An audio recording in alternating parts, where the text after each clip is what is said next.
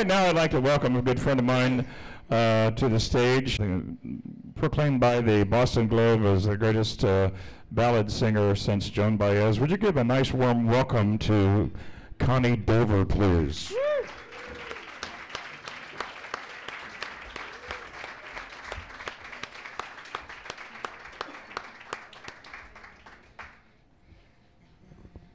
Welcome to Weston, my hometown. There are many viewpoints and opinions about the value and efficacies of the button accordion, and many of them fall into roughly two categories. The first one is illustrated perhaps best by the cartoonist Gary Larson, who in his comic strip called The Far Side, you can only imagine what the picture is. The caption reads, "Welcome to hell, here's your accordion." I belong to the other school of thought. As a singer, I take my inspiration from the instruments around me, and the button accordion is one of those instruments that has a voice that soars, unencumbered by words, and in the hands of a fine player, it sings beyond the realm of music with a depth and breadth of an expression I could only hope to achieve. So I'm very pleased to announce this award for the button accordion. A professional website is mandatory for this category, and the individual must be published with at least one CD to their credit.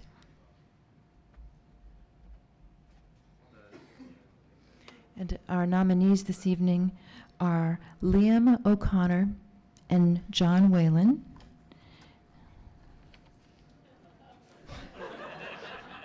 And I'm very pleased to announce the winner is Mr. John Whalen.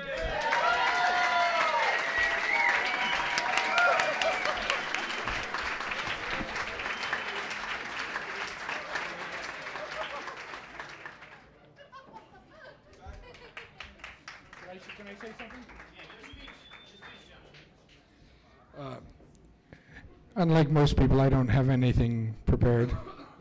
I would like to say that it's always an honor to get any kind of recognition for a lifetime of work in the promotion of Irish culture, especially one in the instrument that I play. And of course, we all know that none of this would be possible without Bob. And that's in part why I made the trek here all the way from Connecticut, because I believe in what he's trying to do. I think it's good for Irish culture in general. It's good for the Irish people. It's good for the Irish Americans. And it's certainly good for the artists that are honored tonight, and I'm honored to be among one of them. This is actually, ironically, my 40th anniversary in the music business, and I did my first album at the age of 14 in 1974. And I'm still trekking. I've had a tough year with my health and one thing or another, but I'm still pushing forward and looking forward to another, hopefully 50 years in the music business and 40 years in the music business. And thanks very much for your kind reception. Take care.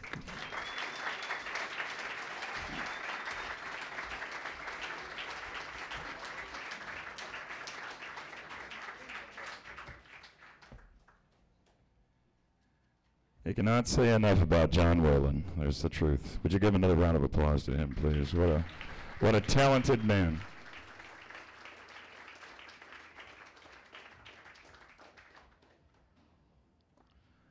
Well, again, I'd like to thank you for attending the second annual Irish Music Awards. And the awards are for you. I appreciate all the accolades. Thank you.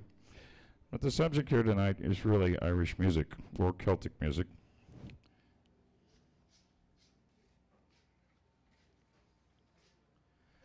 This next award that I would like to present is for the Celtic Rock Band, the best Celtic rock band in Ireland, the European Union, the US, and the UK.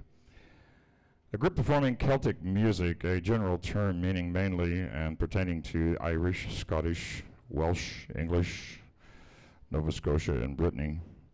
Celtic music is a term used by artists and record companies and music stores and music magazines to describe a broad group of musical genres. that evolved out of folk musical traditions of the Celtic peoples of Northern Europe.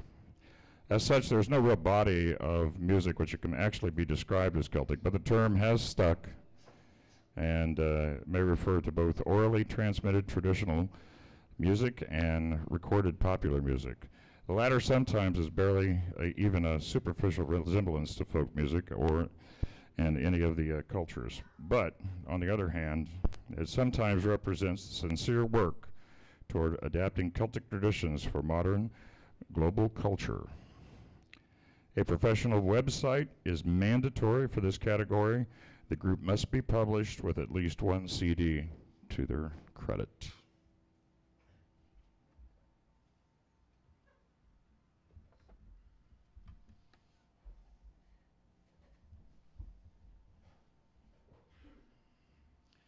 Nominees in this category for Top Celtic Rock Band, US, IRE, EU, UK are Bad Haggis, The Indulgers, Seven Nations, and The Screaming Orphans.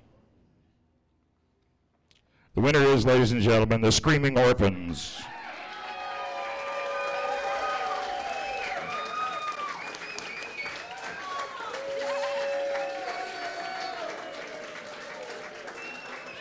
No, we're really happy and honoured to accept this award. It's such a compliment. And I'm telling you, our dad will be beside himself. For years, like, because when we grew up playing music, our dad, and people have asked where the name The Screaming Orphans has come from.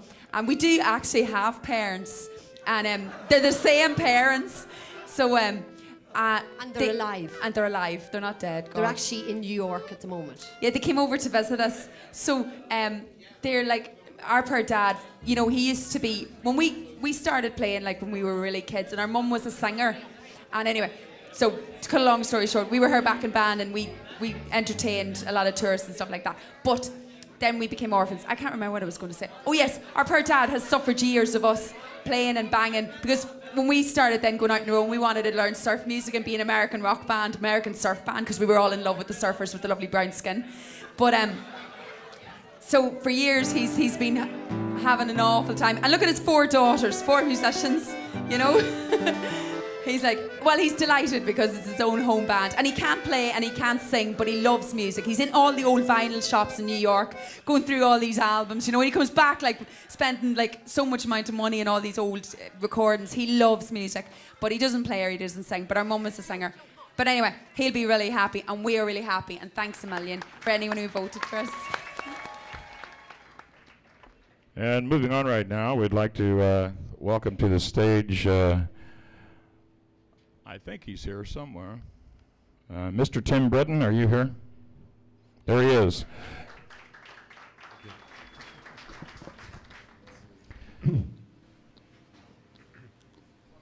Play some slipjigs for you now. There's another one of mine called The Road to Ruby. When I was playing with a trio called Kulrua, our agent was Ruby Hoy Murawski at the time, and we were on the way to her house. It's traditional to be a little out of tune anyway.